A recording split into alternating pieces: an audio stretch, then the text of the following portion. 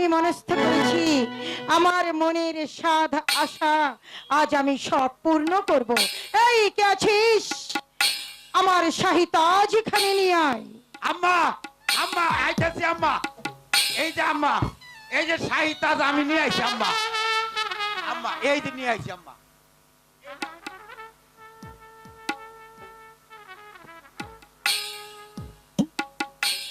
আম্মা এখন আমি আসি।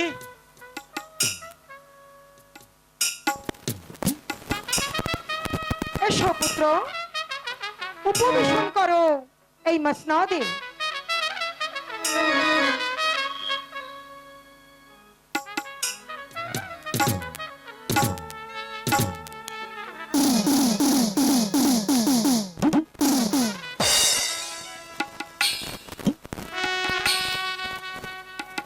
একটি কথা মনে রেখো পুত্র, সারাটি জীবন ভরে অনেক নিষ্ঠার সাথে আমি এই রাজ্য পরিচালনা করেছি, অনেক সততার সাথে এই রাজ্য পরিচালনা।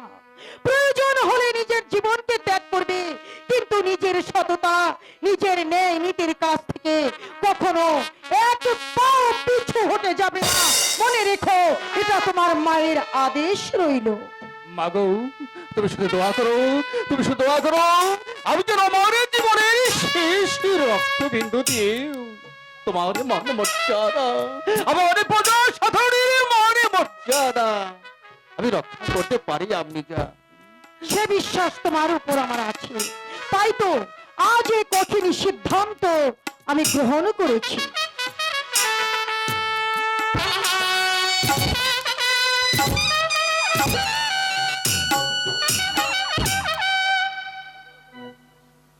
বাহ, চমৎকার!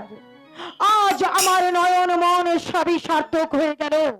এতটা বছর, এতটা দিন ধরে আমার একটি পরিচয় ছিল, সেটা আমি ছিলাম বেগম। আর আজ হতে আমার একটি নতুন পরিচয় হলো। আজ থেকে আমি শাহী মাতা, শাহী মাতা, শাহী মাতা। মাগো, মাগো, তুমি শুধু আমাকে আশীর্বাদ করো, তুমি শুধু আমাকে প্রাণে দোয়া করো, আমি যেন তোমার মান মর্যাদা এখনো রাখতে পারি। আপনি জান, আমি যেন আমার জীবনের শেষ রক্তবিন্দু দিয়েও আমি আমার প্রজাদের মান মর্যাদা রক্ষা করে চলতে পারি। তুমি শুধু আমাকে দোয়া করো। আপনি জান, আমি তোমায় দোয়া করি পুত্র, প্রজাদের অনেক বেশি ভালোবাসলে দেখবে প্রজারা তোমার জন্য তাদের ভালোবাসা উজাড় করে দিয়েছে। এটাই যে প্রকৃতির নিয়ম। মাগো, কিন্তু আমি ভাবছি কি ভাবছো? আমি তো তোমার কথা রেখেছি। আপনি জান, আমি তো শাহী তাজ আমার মস্তকে নিয়েছি। আপনি জান, আচ্ছা, আমি কি করবে তুমি? আমি কি পারবো এই প্রজাদের মান মর্যাদা রক্ষা করতে? কেন পারবে না পুত্র? কেন তোমার মনে সংশয়? তুমি কেন ভুলে যাচ্ছ তোমার গায়ে বইছে শাহী রক্ত? তুমি আমার রক্ত মাংস খেয়ে এই পৃথিবীর বুকে এসেছো, আমি পেরেছি, অথচ তুমি কেন পারবে না? মাগো, তুমি শুধু আমাকে অভয় দান করলে আমি সবই পারি। আমি জান, আমি সবই পারি। আমি জীবনে কোনোদিন পিছু পা হইনি, আমি আজও পিছু পা হব না। আপনি জান, আমি আজও পিছু পা হব না। দোয়া করা, সেটা তো আমি সারাটি জীবন ভরেই করব। প্রতিটি বাবা, প্রতিটি মা তার সন্তানদের জন্য দোয়া করে, আশীর্বাদ করে, কিন্তু এগিয়ে যাওয়াটা নিজের কাছে। তুমি আগে নিজেকে তৈরি করো, তুমি প্রস্তুত হও এই রাজ্য পরিচালনা করবার জন্য।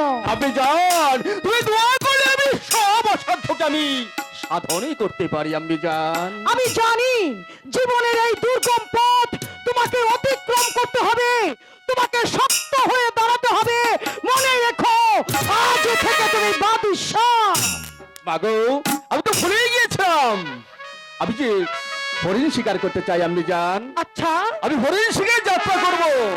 ঠিক আছে। তাই আমি বলছিলাম কি, আমি যতদিন পর্যন্ত হরিণ শিকার থেকে ফিরে না আসবো ততদিন তুমি এই শাহিতাজ, এই মস্তক আমি তোমার প্রতিনিধি স্বরূপ তোমার কাজ চালিয়ে যাবো, এই তো? আমি যান। আচ্ছা ঠিক আছে, আমি তোমার সে কথা গ্রহণ করে নিলাম। এই কে আছিস? সৈন্য সামন্ত সাজিয়ে দে, আমার পুত্র শিকারে যাবে।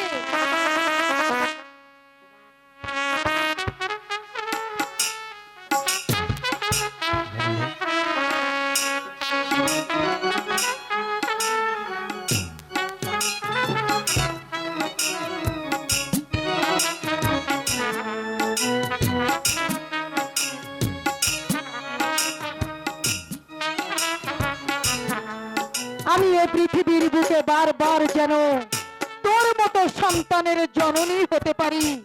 আমি বারবার যেন এমন নারী জন্ম নিয়ে পৃথিবীতে আসি। আমি বারবার যেন এমন সুন্দর জন্ম পাই যে জন্মে প্রতিটি বার আমার এই সন্তান আমাকে মা মা মা বলে ডাকবে। মাগো, আমার খোকা, আমি তোমার আশীর্বাদে পেলে আমি সব কিছু করতে পারি। আমি জান, আমি সব কিছু করতে পারি। আমি সব অসম্ভবকে সাধনী করে আমি তোমার বুকে চলে আসবো। আমি জান, তুমি শুধু আমাকে প্রাণে ভরে দোয়া করো। আসসালাম আলাইকুম। ওয়ালাইকুম আসসালাম ও রহমাতুল্লাহ ও বারাকাতুহু। বাহ, আমার পুত্র জামাল অনেক বড় হয়ে গেছে। আমার আরেকটি দায়িত্ব বেড়ে গেল। জামালকে শাদী করানো লাগবে, কিন্তু উপযুক্ত কন্যা কোথায় পাই? আছে কি কোথাও ভালো পাত্রী? আছে? কোথায়? কই? এই কে আছিস? আফসার ঘটককে পাঠিয়ে দে।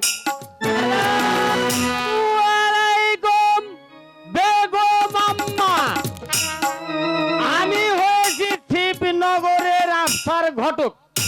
যাহা কখনো এই এলাকায় ঘটেনি তাহা আজকে ঘটিয়ে যাব। সালাম বেগম আম্মা, সালাম। কেন আবার এই আফসার ঘটককে স্মরণ করেছেন? ঘটক সাহেব, বলুন বেগম আম্মা। আপনার কাজ তো পাত্রী দেখা এবং পাত্র দেখা, তাই জি নাকি? জি জি জি বেগম আম্মা, জি। এই তা- ওখানে দাঁড়ান, যান ওখানে। হ্যাঁ, এবার বলছি, বলুন বেগম আম্মা। আমার পুত্র জামাল, জামাল? জামাল জামাল? আমার পুত্র, জি জি, সে অনেক বড় হয়ে গেছে। অনেক বড় হয়ে গিয়েছে বেগম আম্মা। তার বয়স প্রায় 22। সুবহানাল্লাহ। তা বলেন কি বেগম আম্মা, 22 বছর হয়ে গিয়েছে আমাদের জামালের বয়স? তা যদি বলেন আপনি, আপনার এই শিবনগর রাজ্যে হাজার হাজার পাত্রী এসেছে। ঘটক সাহেব, হ্যাঁ? আচ্ছা আপনি এদিকে আসুন। বেগম আম্মা, ওখানে- এই আমার কথা শুনে আপনি ওখানে দাঁড়ান। হাসছেন কেন? জানেন, হ্যাঁ, আসলে সবাই ভাবে ভাবে রাজ্য পরিচালনা করি, হাসতে জানি না, কিন্তু আনন্দ হাসি সেটা যে আমারও প্রয়োজন। জানেন ঘটক সাহেব, বলুন বলুন বেগম আম্মা।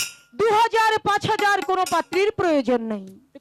আমার জামালের জন্য মাত্র একখানা পাত্রীর প্রয়োজন। একখানে মাত্র একখানা। ঠিক আছে বেগম আম্মা, আমি দেখছি একখানা পাত্রী কোথাও হ্যাঁ, পেয়েছি পেয়েছি বেগম আম্মা। একটু আমার দিকে স্মরণ করেন। আপনার রাজ্যের ডান পাশে জরিনা বেগম, অতি সুন্দরী, রূপে গুণে একেবারে অতুলনীয়। এই যে দাদি,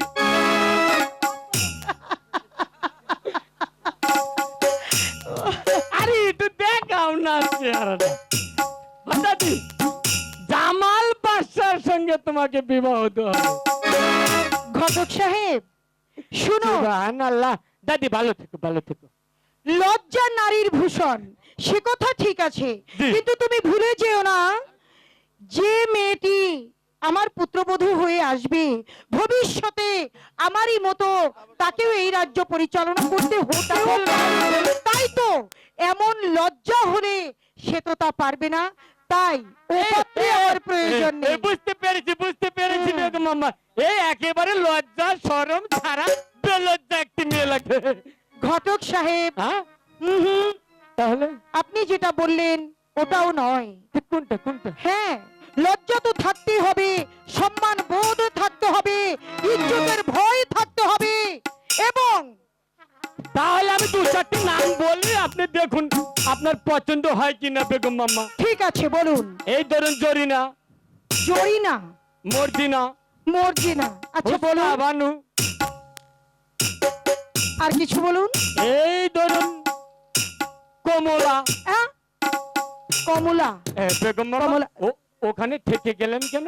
থেকে গেলাম কেন, এখানে আমার একটি কথা আছে। জি, কথা হলো নামটা বেশ ভালো লেগেছে, তবে পুরোপুরিটা বললে বেগম মামা আরো তো আপনার ভালো লেগে যাবে। হ্যাঁ? না, আগে আমি পাত্রীর বর্ণনা দিচ্ছি, হ্যাঁ?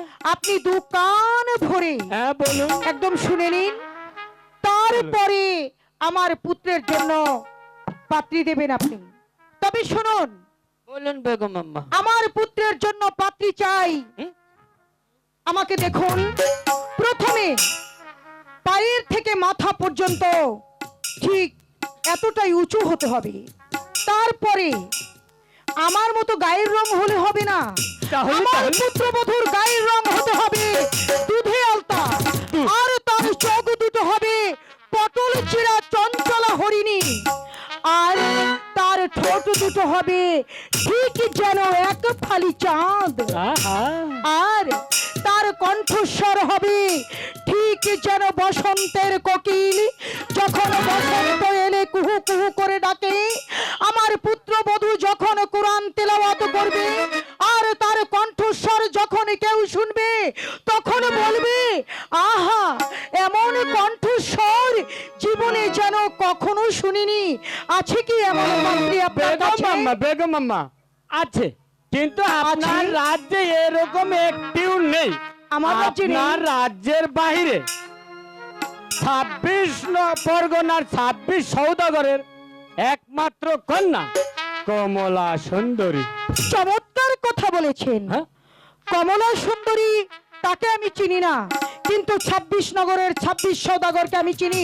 শুনুন ঘটক সাহেব, ও লোক তো ভালো। আজ এই মুহূর্তে 26 নগরের 26 সৌদাগরের ওখানে চলে যাবেন, আর সেখানে গিয়ে আমার ইত্তেলা তাকে দিবেন, তাকে বলবেন আমার পুত্রের জন্য কমলা সুন্দরীকে আমার চাই চাই চাই। হবে না মানে কেন বলেছেন না? আরে আমি হয়েছি শিবনগরের আফসার ঘটক। কি দাদু, যা কখনো এই এলাকায় ঘটেনি আজ তাহা ঘটিয়ে যাব। কি ব্যাপার? হ্যাঁ?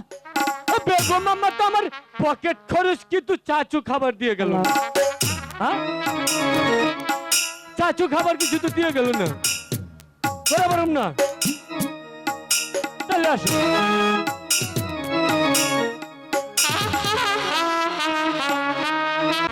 আমি একজন সদাগর, হিরে জহরত মনে মুক্তা কোনো কিছুই আমার অভাব নেই, তবু যেন মনে হয় কি যেন আমার নেই। আল্লাহ তাআলা আমার ঘরে একটি পুত্র সন্তান দিলেন না, দিলেন একটি কন্যা সন্তান। ধীরে ধীরে মেয়েটা বড় হতে লাগলো। শোনো, বাণিজ্য বাণিজ্য নিয়েই চিন্তা ভাবনা করলে চলবে। এদিকে যে মা কমলা বড় হয়েছে তা কি আপনার কোনো খেয়াল আছে? আমি কমলার কথাই ভাবছিলাম বেগম।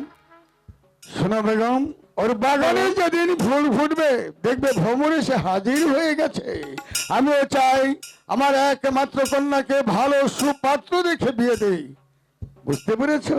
হ্যাঁ, বুঝতে পেরেছি। এই জন্য তোমাকে চিন্তা করতে হবে না। মেহেরবান খোদা তাআলা যেদিন ওর জুড়ি লাগবে সেই দিনই ওর বিয়ে হবে।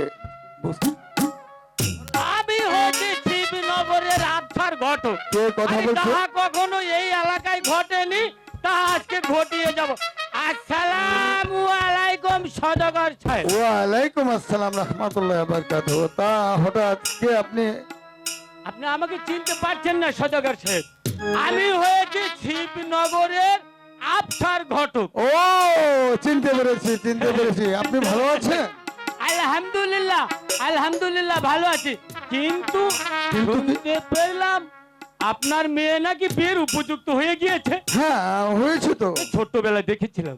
তা আপনার কাছে কি কোনো সুপাত্র আছে? আরে থাকবে না কেন, থাকবে না কেন? আরে দেখতে কিন্তু আমাকে কম সুন্দর দেখা যাচ্ছে না। আগে জামালের বর্ণনাটা তো দেখ, তারপরে আমারটা বলি। আচ্ছা বলুন পাত্রটি। শিবনগরের ওমর সওদাগরের একমাত্র পুত্র জামাল সওদাগর হচ্ছে পাত্র। জামাল সওদাগর? জি। সে কি আমার মেয়েকে বিয়ে করবে? আরে করবে না মানে 1000 বার করবে। ঘটক সাহেব, অমর সুলতানের সঙ্গে আমার কথা হয়েছিল। তিনি আমার বন্ধুবর ছিলেন। তিনি একদিন আমার বলেছিলেন তার যদি পুত্র সন্তান হয় আর আমার যদি কন্যা সন্তান হয় তাদের সঙ্গে বিয়ে হবে। কিন্তু আজ আমার বন্ধুবর তো নেই। তাই ভাবছি আজ জামালের সঙ্গে আপনি বিয়ের প্রস্তাব নিয়ে এসেছেন। আমি আপনার প্রস্তাবে রাজি। সুবহানাল্লাহ সুবহানাল্লাহ আলহামদুলিল্লাহ রাব্বিল কি হলো ঘটক সাহেব? তা সওদাগর সাহেব, এটাই বোধহয় আপনার মেয়ে। কি বলছেন ঘটক সাহেব? কেন কেন? এ হচ্ছে আমার বেগম। হ্যাঁ সুবহানাল্লাহ। ও দিদি, এটাই যদি কমলা না হয়ে থাকে তাহলে কমলা যেন কত সুন্দর। হ্যাঁ হায় আল্লাহ, ও আল্লাহ, এ কেমন তোমার কুতকুতি গো আল্লাহ। এই ঘটক সাহেব কি হয়েছে? আমার বিয়ের আগে এই মেয়ে আর মেয়ের মা কোথায় ছিল? এই ঘটক সাহেব হ্যাঁ? কি ভাবছেন? কিছু বলছেন নাকি আমাকে? আপনি কি ভাবছেন? ভাবছি হুজুর, মেয়ের মা যেমন সুন্দর, মেয়ে না আরো কত সুন্দরী হবে। তাহলে কি আমার মেয়েকে আপনি দেখতে চান? না না, আর দেখতে হবে না, আর দেখতে, মেয়ের মাকে দেখেই আমার হয়ে গিয়েছে। তা বলছিলাম কি, একেবারে বিয়ের দিন তারিখটা যদি আপনি অনুমতি দেন তাহলে আমি একবারে আমি আপনাকে অনুমতি দিলাম, আপনি দিন ধার্য করুন। তাহলে আগামী শুক্রবার বেলা 4 ঘটিকার সময় জামাল বাদশাকে বর সাজিয়ে একেবারে আপনার রাজ্যে এসে উপস্থিত হব। আলহামদুলিল্লাহ, আলহামদুলিল্লাহ। আমি স্বীকার করলাম। তাহলে আগামী শুক্রবারের দিন ধার্য করা হলো। আগামী শুক্রবার দিনে আপনি জামালকে নিয়ে আমার বাড়িতে বর বেশে আসবেন। অবশ্যই অবশ্যই, আপনি এদিকে সবকিছু রেডি করেন, আমি বেলা 4 ঘটিকার সময় বর যাত্রী নিয়ে একেবারে আপনার রাজ্যে এসে উপস্থিত হব। তা ঘটক সাহেব, হ্যাঁ এত দূর থেকে এসেছেন, কিছু না খেয়ে যাবেন কেমন করে? অবশ্যই অবশ্যই, এত দূর হেঁটে যখন এসেছি তারপরেও জামাল বাদশার যে টমটম গাড়িটা, আহা কি ঝাঁকি! রাস্তা ভালো না, জায়গায় জায়গায় অনেক খাদ্য খাদ্য, রাস্তা- আমার বুড়িটা একেবারে হ্যাঁ চো করছে খিদা। আচ্ছা ঠিক আছে। তাহলে আমি ভিতরে বেগম, বলুন স্বামী। যাও তো ঘটক সাহেবকে কিছু খেতে দাও। ঠিক আছে, চলুন ভেতরে, আপনাকে কিছু খাবার দিচ্ছি। চলুন। আসসালামু আলাইকুম। ওয়ালাইকুম আসসালাম রহমতুল্লাহ বারাকাতুহু। হে মেহেরবান খুদা, দিন দুনিয়ার মালিক, আজ যে অমর সুলতান ছিলেন আমার বন্ধু, তার পুত্রের সঙ্গে আমার কন্যার বিয়ে হতে যাচ্ছে। মেহেরবান খুদা, আমি যেন বিয়ে কাজ অতি সত্বর করতে পারি, ভালোভাবে করতে পারি।